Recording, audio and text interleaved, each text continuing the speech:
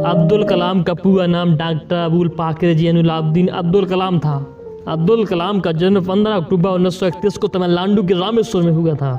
ये भारतीय वैज्ञानिक और राजनीतिक थे। इन्होंने भारत की मिसाइल और परमाणु हथियारों के विकास में अग्रणी भूमिका निभाई और ये भारत के 11वें राष्ट्रपति भी रहे। इनके जीवन से जितना सीखें उतना ही हमारे लिए कम होगा। तो आज की सीरीज में हम इनके उन कोट्स के बारे में जानने वाले हैं। इन्होंने बताया कि सपनों को किस प्रकार देखना चाहिए और सपनों का हमारे जीवन में क्या महत्व है। तो इससे पहले आप इस चैनल को सब्सक्राइब कीजिए। अब आगे बढ़ते हैं।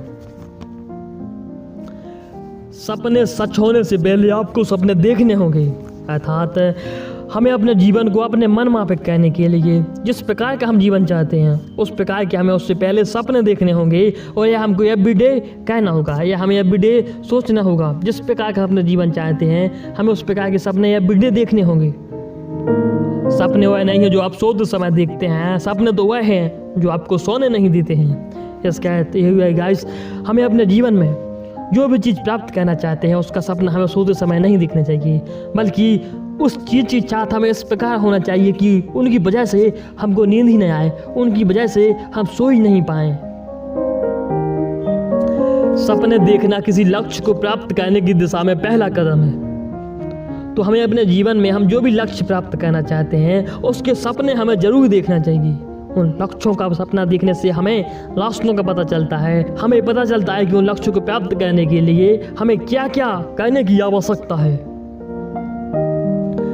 जीवन हमारे सपनों को नीचे धकेलने का एक तरीका है, यानी हम अपने जीवन को अपने मन माफिक करने के लिए सपने तो देखते हैं लेकिन यह ज़्यादा दिन तक यह प्रक्रिया नहीं चल पाते हैं। लेकिन गाइस, सिद्धांत यह कहता है कि आप अपने जीवन को अपने मन माफिक करने के लिए आपको वर्षों तक यह अभ्यास करना होगा। आपको वर्षों तक सपने देखने होंगे, महीनों वर्षों तक आपको सपने देखने होंगे, तभी आपके रास्ते खुलेंगे उस लक्ष्य को प्राप्त करने की और आप वह सपना भी पूरा कर पाएंगे। सपने विचारों में बदल जाते हैं और विचार कर्म में परिणत हो जाते हैं। इसका अर्थ यह हुआ कि गाइस, जो हम सपने देखते हैं वह विचारों में बदल जाते हैं और जिस प्रकार के विचार हमारे मस्तिष्क में होते हैं उस प्रकार के कार्य हम करते हैं और उसी प्रकार के परिणाम हमें प्राप्त होते हैं। आप अपना भविष्य नहीं बदल सकते, लेकिन आप अपनी आदतों को बदल सकते हैं जो निश्चित रूप से आपका भविष्य बदलेगी।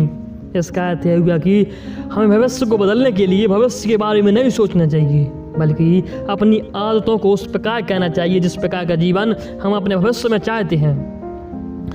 अगर हम अपनी आदतों को बदल लेते हैं, अगर हम अपनी आदतों को उस प्रकार बदल लेते हैं तो आपका भविष्य निश्चित रूप से बदलेगा। तो ये रहे डॉक्टर अब्दुल कलाम के सपनों के बारे में कोट्स।